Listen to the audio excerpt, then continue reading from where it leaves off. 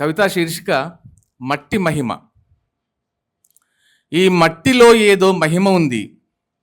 ఎవరు నాటిన విత్తనమో కానీ తరతరాలుగా వాడని వాత్సల్య తరువులై అలైబలైలతో తలలూపుతున్నాయి.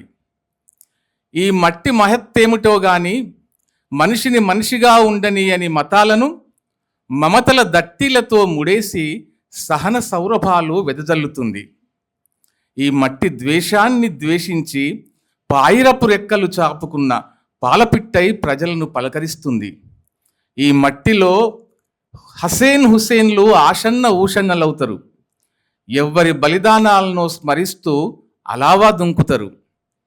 ఎత్తుకున్న లాల్చావులు, పంచుకొనే మలీద ముద్దలు, పట్కెలోంచి పంచే బెల్లం పానకాన్ని ఆత్మల ఆలింగనాల సాంస్కృతిక పానకాలన్నీ ఆత్మల ఆలింగనాల సాంస్కృతిక ఆలంబన.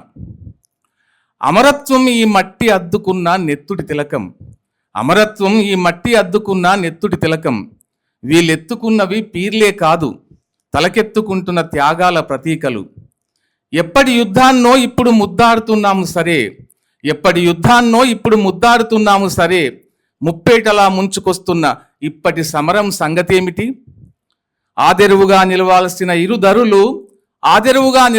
ఇరుదరులు నీటిని నిలువునా చీల్చే ఖడ్గ కవాతులు చేస్తున్నాయి. అధికార లాలసల సర్పాలు విష వర్షాలను కురిపిస్తున్నాయి. ఇది మెలకువ మేల్కొనాల్సిన సమయం. ఇది మెలకువ మేల్కొనాల్సిన సమయం. అలల సంద్రమై ఎగిసే సందర్భం. మూఢత్వం ముసుగులు తొలగించి ప్రాపంచిక జ్ఞానానికై పరితపించి చీకటిలోని చీలికలను చిదిమేస్తేనే వెలుగు పావురాలమై ఎగురుతాం. చీకటిలోని చీలికలను చిదిమేస్తేనే వెలుగు పావురాలమై ఎగురుతాం. ఆదమర్చినప్పుడల్లా ఈ మట్టి తట్టి లేపుతూనే ఉంటుంది. ఆదమర్చినప్పుడల్లా ఈ మట్టి తట్టి లేపుతూనే ఉంటుంది. త్యాగాల గాయాల గానంతో రణానికి సిద్ధం చేస్తూనే ఉంటుంది.